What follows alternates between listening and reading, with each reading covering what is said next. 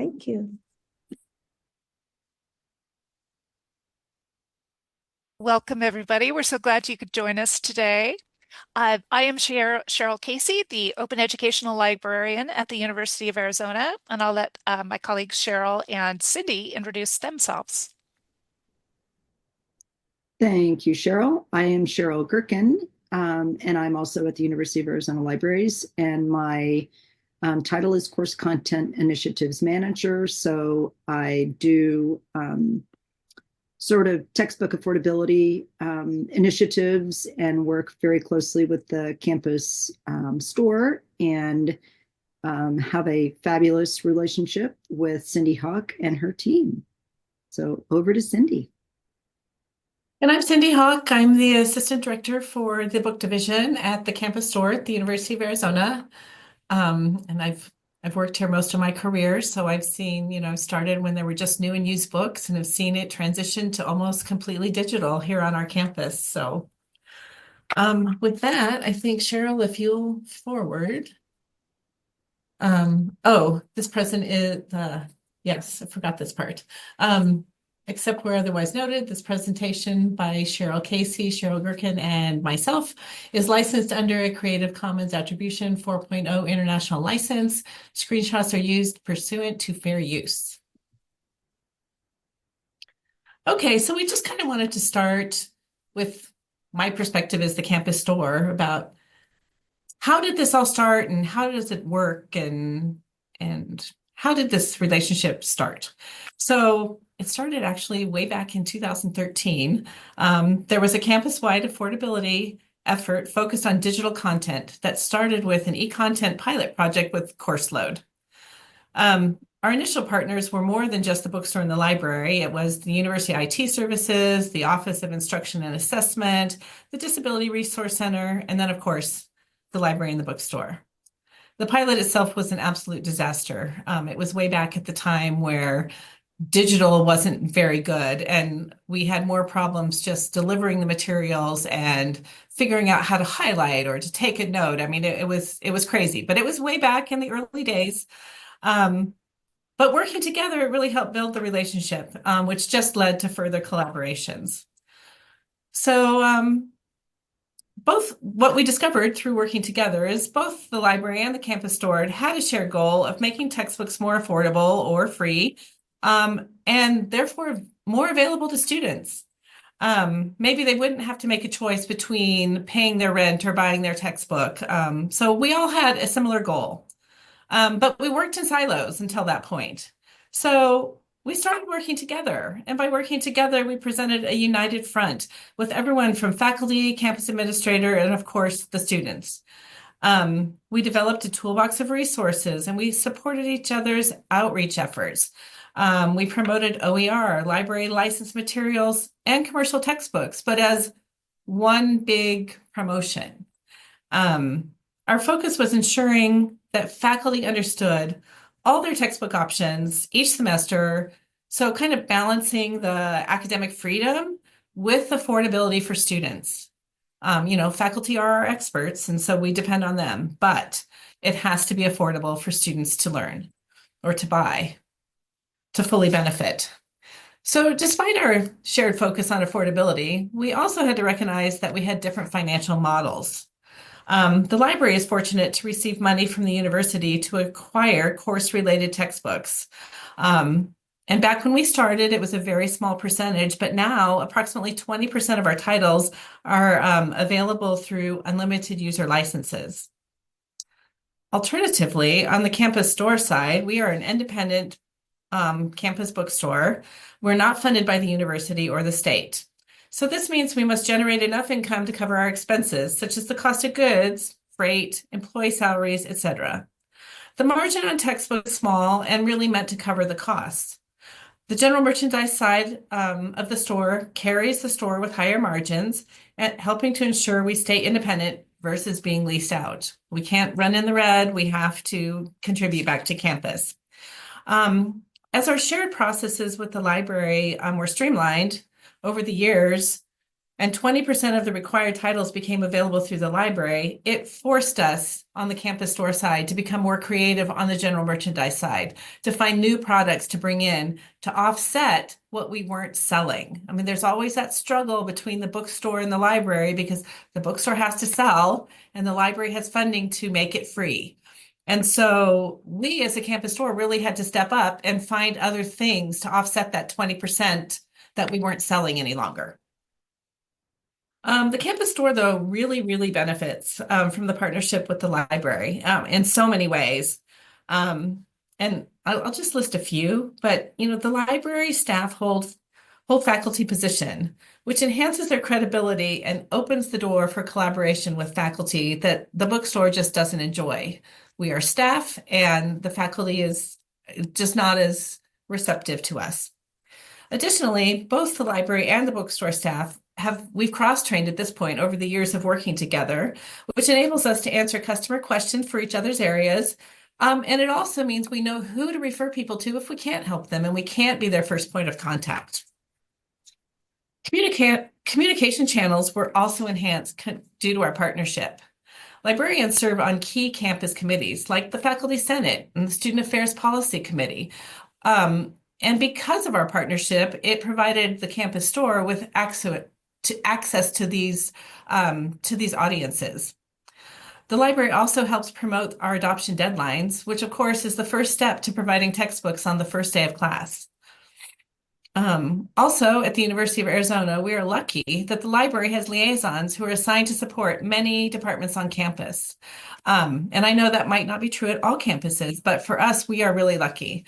And so if a faculty member does happen to come to the bookstore with a question, or their book is out of print and they don't know where to go, we immediately can refer them to the correct library liaison, which is just wonderful.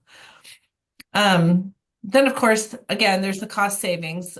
Because 20% of the required titles are available through the library, it allowed us to have a lower price for our Equitable Access Pay One Price program, because we're not having to pay out of bookstore income for 20% of the cost of the materials. So it really gave us an advantage, and we are significantly lower than other universities, particularly R1 institutions.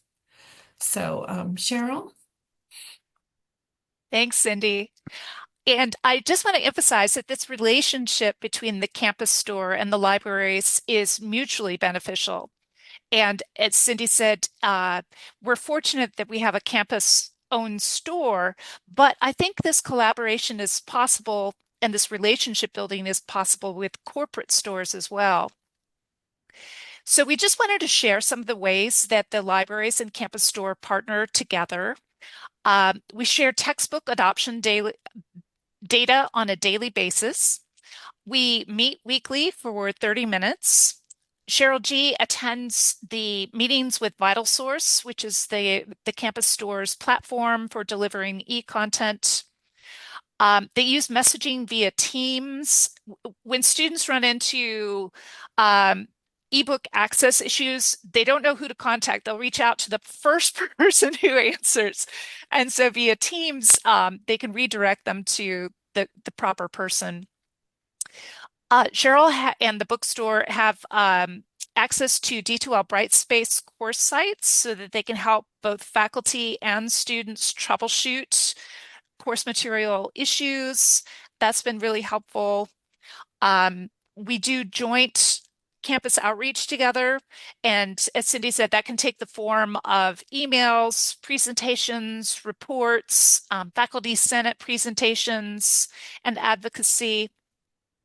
We attend conferences together like this one and like the Textbook Affordability Conference. Cindy has come with me to the Open Education Conference.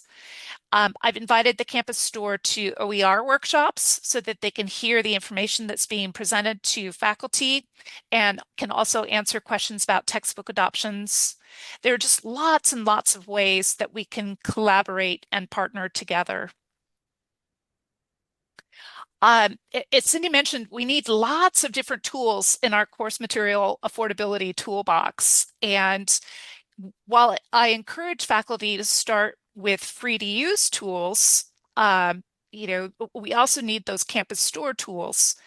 When it comes, and we use the term free to use very intentionally rather than free or no cost, because it can be very expensive to deliver or create OER and to buy a library ebook license, especially an unlimited user license. So we don't want faculty and students to have the idea that these are free materials. There are definitely costs involved. So we've chosen this term free to use.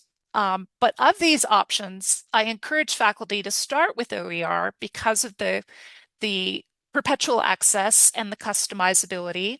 It expands their academic freedom by giving them more options.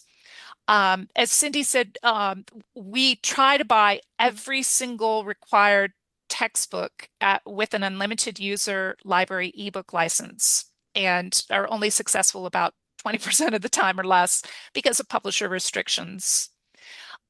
We also steer faculty toward the library's streaming video content, journal articles, book chapters. All of those reduce costs for students. And then, of course, the faculty themselves can provide materials that they've authored at no cost to students. Once those free to use options have been exhausted, then the campus store can likely provide the content.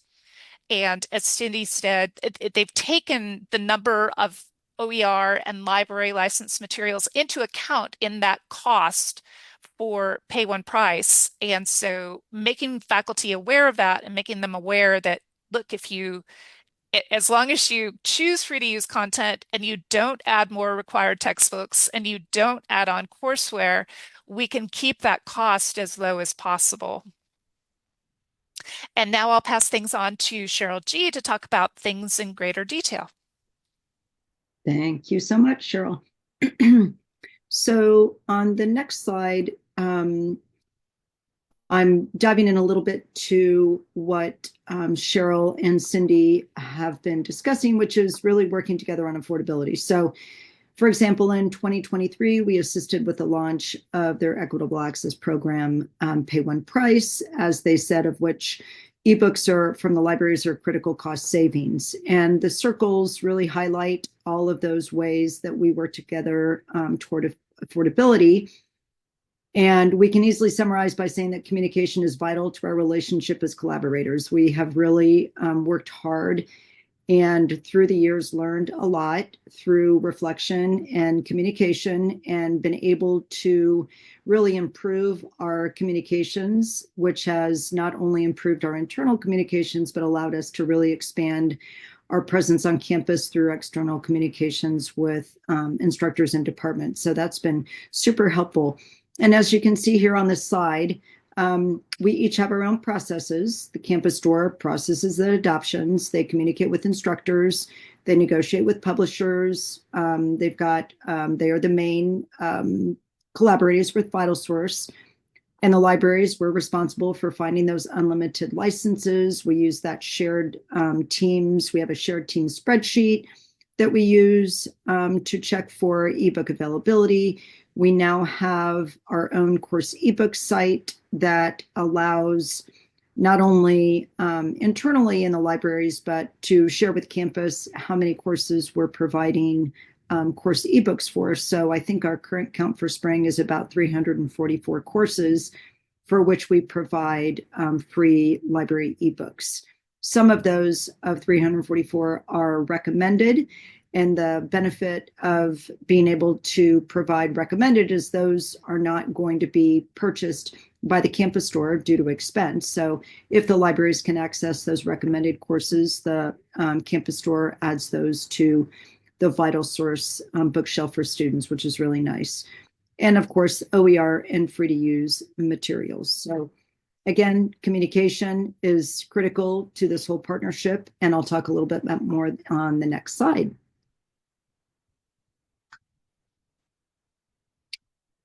So internal and external communications have again allowed us to extend our reach into campus. This has been really critical. And so those presentations have been really helpful. And as Cindy mentioned, each of our organizations has different networks and stakeholders. And by joining our forces together, we can really have far greater impact than if we both work in separate entities. So through campus marketing, emails, presentations, website information, we really believe that we will continue to expand into new areas through time and effort. And by having an integrated approach, the troubleshooting component has really been critical. So our frontline staff, the libraries, knows how to deal with some of the basic questions regarding opt-out, who to direct whom to. The campus store knows that if there's a library ebook program or problem, they know to direct to us. There was at one point an outage with one of our publishers through the libraries, and we very quickly let the campus store know, hey, we're experiencing outings. You may be seeing some messages from panicked students or instructors. We'll let you know when it's fixed. So that kind of communication is really helpful and ensures sort of a seamless as possible experience for our users. And I think that's a real serious benefit. One change that, as mentioned, was that our workflows have been modified. We used to get our spreadsheets once a semester, twice a semester, and it was very time consuming to go through and process all those at once to see if we could sort through. We would sometimes have repeating data that we had to sort through, so it was a bit laborious. We've now really fine-tuned our process where we get daily adoptions. We don't have to sort through. It's really clean. We get those adoptions, review them, send them back to the campus store to let them know what we can purchase. And on our end, we also track what we have limited licenses for. So we don't use limited licenses, but it's really helpful to know which courses are using titles for which we have limited licenses, because sometimes we see turnaways, which means students from that course are trying to use that book. So we try to figure out what's happening there. Maybe it's students who have opted out and need access to the title. So it's a really good process to really make sure we're monitoring all of our ebook use. And we also do an audit for the campus store every 2 or 3 weeks to see, to make sure that all the library ebooks have been added to the VitalSource platform for our courses, and to make sure that there's no duplicates, to make sure they're not purchasing when they don't need to. So that's an added benefit to both organizations. The enrollment and digital list pricing we've received from the campus store and VitalSource have been really crucial for helping us finally calculate potential student savings. As you all have perhaps experienced, if you've ever tried to do it, it's very onerous. There's a lot of spreadsheets, lots of data that you have to gather and compile. And I've been working with this data. I'll show you in a few slides, but it was thanks to the campus stores data that they've been able to share with us that includes enrollment data and VitalSource's data that provides digital costs of all the library ebooks. That has simplified the process 1,000-fold. So we are planning down the road to publish this data with departments to let them know what kind of impact they're having on potential student savings as well. So that's another project that we'll be working on in the future. Next slide, please. So these are a few of the tools that we have just in the libraries. As Cheryl mentioned the course ebooks finding tool. That's where you can see a list of all the current titles in use in courses from the libraries. And then we also encourage instructors to use our check for ebook availability form, which they can use at any time of the year. So if they're really thinking they want to redo their course, or maybe they're really trying to find free to use materials, they can always use this form. As part of the form, we've got the ability for them to let us know, hey, I'm interested in open education resources. So those go directly over to Cheryl, and she connects with the instructors to help them find and source open education resources. And then if there's any other suggestions that they'd like for us to provide, we always provide that information as well. Next slide, please. So how do students access their library books? This again is in coordination, direct collaboration with Campus Store. And thanks to the Campus Store, they were able to push VitalSource to develop a library tool, which allows campus stores to upload all those library titles on their own into VitalSource. Previously, we had to have VitalSource do it themselves, which was problematic on multiple levels. But now we've got this great tool, and the Campus Store uploads and adds the data to the VitalSource bookshelf for students. And it's accessed through the Pay One Price Inclusive Access module that students find in D2L Brightspace. They can also embed the link into their content wherever they wish, and it's also co-located in our course ebooks finding tool. So there's lots of ways that students can access their materials, but we like to try to get all the students' materials in one spot in that VitalSource Pay One Price Inclusive Access module, because we're really working hard to simplify life for students, and being able to have all the materials in one spot is really one of those elements to trying to ensure that seamless process. Next slide, please. And this is what it looks like inside Brightspace. So it's just a simple module. It's a widget. And as you can see right there, it says, please, instructors, do not delete. And so the benefit of having access to D2L is sometimes if instructors are reaching out to me to say, hey, I don't see my library ebook, I can hop into their D2L course and say, you don't have the Pay One Price module. That's why you're not seeing it. So that troubleshooting and collaborative communication is really, really helpful to both entities in many different ways. So very grateful for that access as well. Next slide, please. So here you can see our potential student savings. So I will not, being the one who reworked and worked and worked and reworked this data many times, I will not say it's 100% perfect, but it is a really good approximation. And we'll continue to refine this process as time goes. But for the fall, we calculated that we served over 14,000 students, both graduate and undergraduate. There were 771 unique courses and 1,100 sections and 481 unique titles. And sometimes we've got courses using 7 library titles. So if you really calculate the savings on that, that's tremendous for students to be able to have access to all of those free resources. So some courses really do utilize a lot of free library materials, which is great for their students. So our potential student savings is based on the actual enrollment data multiplied by the actual digital list price of that title. So of course we say potential student savings because that is not necessarily actualized by every single student. So that is a total of over 1,700,000, and 120,400 is for OER materials alone. So it gives us a start. This is where we're hoping to use as our sort of baseline, and from here continue to evaluate and perfect our formula, and continue to show how we're saving students money over time. All right, that's it for me. I think next. You're on mute, Cindy, I think.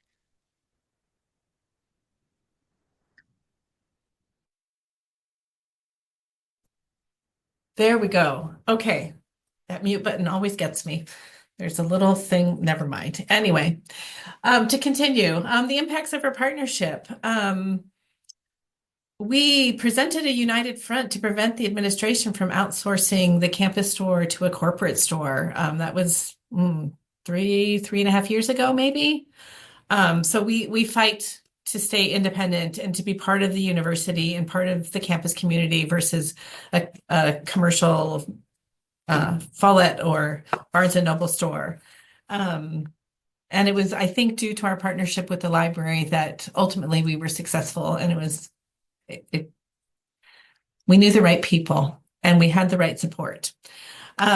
We combined our areas of we combined our expertise in areas like marketing and outreach to strengthen efforts across campus. There is still a black hole of information that's lacking when it comes to textbooks and adoptions and how do students get their materials and how do faculty submit. And so we're continuing to work together, and we have more work to do in that area, but it's definitely strengthening our efforts.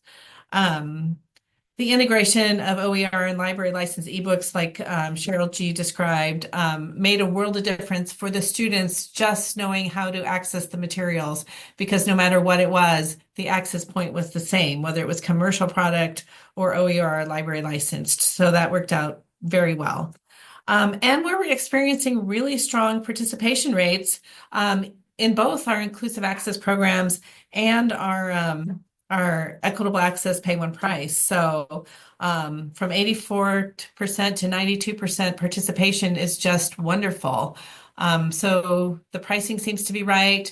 The convenience seems to be right.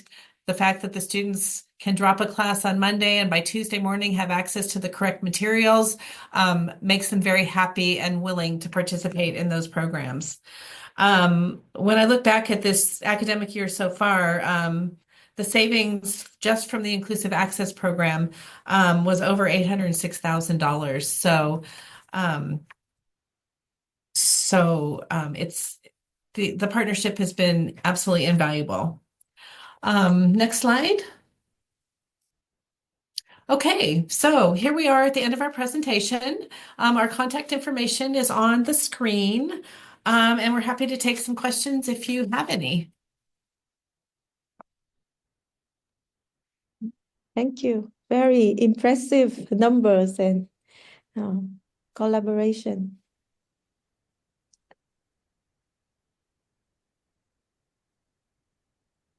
I indeed envy you because at ASU we had really a hard time to promote OER, at least from my department.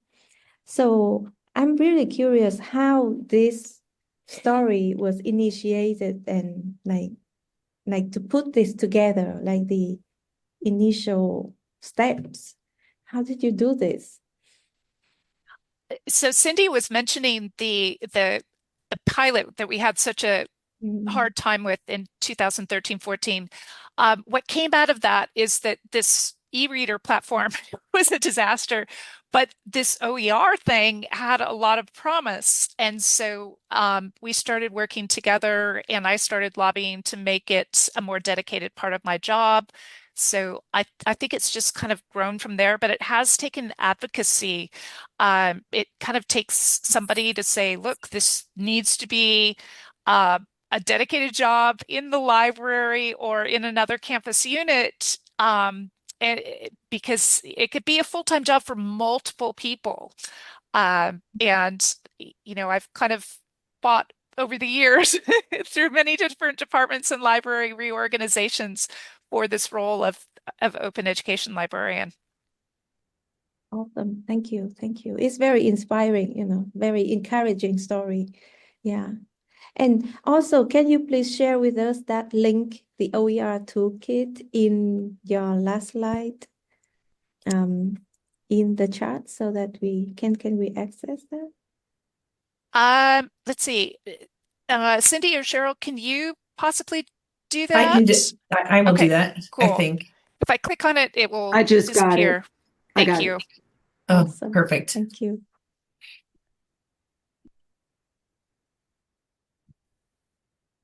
I'm curious for people We attending, have 1 minute for what any last question. what your experience with your bookstore has been. Mm.